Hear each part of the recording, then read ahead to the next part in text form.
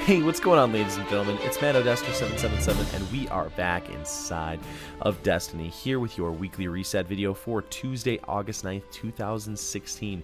We're going to be covering all the endgame content that you can do in Destiny this week, so stick around. We're going to be covering everything from Prison of Elders to the raid, everything else like that. We're going to start off here with the Nightfall. First of all, we are on the moon, and we're going to fight to the Wolf's Catch, where we are going to face the Shadow Thief. This week, we have the following modifiers. We have Epic, Arcburn, Brawler, Grounded, and Trickle. So we've got some pretty significant ones this week. Arcburn makes this interesting because you can definitely use that Zalos supercell that maybe picked up from Xur last week.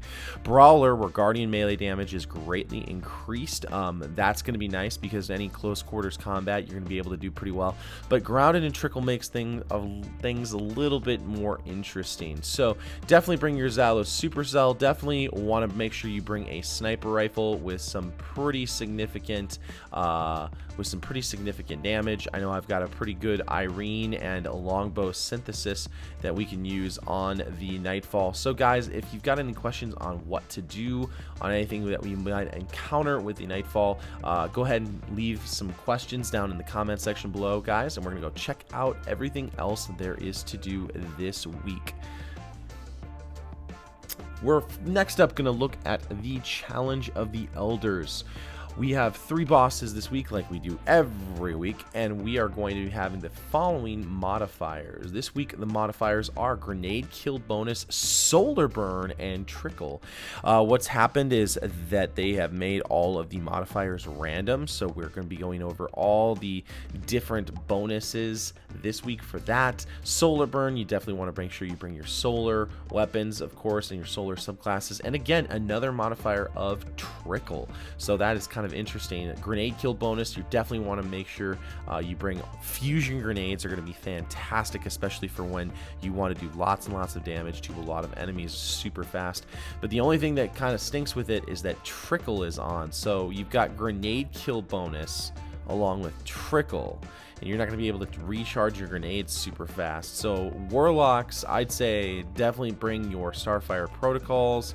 Titans, really bringing your Sunbreakers is going to be all right with that fusion grenade, but honestly, the only class that I could see doing really well this week is Warlocks, because you know, Grenade Kill Bonus is what you're going to get the bonus for, but Trickle is constantly going to make it so that you have a challenge getting your grenades back. This is kind of a messed up modifier. I don't like this a whole lot, but it's possible to push through. So that's what I would recommend, is maybe starting off with your Warlock and getting your stuff done that way. The bosses this week, we first of all have the Overmind Minotaur, where we have the add-ons of Vex. Next up for round 2, we have Psylocke the Defiled, which is the large boomer knight that has been takenified with the add-ons of Hive. And round 3 is the Pilot Servitor with the add-ons of Fallen for that. Of course, you can always get Sterling Treasure packages if you complete the level 41 arena or your weekly PvP. Last week we had a really nice PvP weekly experience because we had Mayhem Clash and you could farm. This week we've got Zone Control, as well as we have Inferno Rumble. So Inferno Rumble is kind of an interesting one. We haven't seen that in a little while, but we've got Zone Control, so that's not too nasty. You could probably do a little bit of farming if you really wanted to get into that, but with Zone Control, it's basically capture the zones and hold the zones to win. You don't get a lot of points for killing people, so that is the one change for that. That is your weekly PvP. Again, you can get your Sterling Treasure package there. Of course, you can always get one just by stopping at your Postmaster, and that will be your 3 for the week. The daily competitive multiplayer is Salvage. Today's daily heroic story is slip past Rasputin's defenses and download the stealth code protocols from his Golden Age database. Let's take a look and see if the legendary Vanguard heroic strikes are worthwhile doing. This week we have Heroic, Small Arms, Exposure, and Airborne. This is actually going to be really nice for us to do. That's going to be really solid. and that's going to be a lot of fun to do. With small arms being on, you could probably do a really nice job of farming these Vanguard heroic strikes, especially with exposure and airborne on. Exposure means that you're going to have a little bit more shields and life, but it's not going to come back as fast. But that's not going to be too nasty on your Vanguard heroic strike. You can get your legendary marks of 3 sets with that, and you can also get your legendary engrams from doing that. And so yeah, this is definitely one that I could say would be farmable, because you can bring your small arms, you can basically just farm that really well. If you had another burn on it, like small arms and then like arc burn, it would be amazing, but it's just pretty good this week.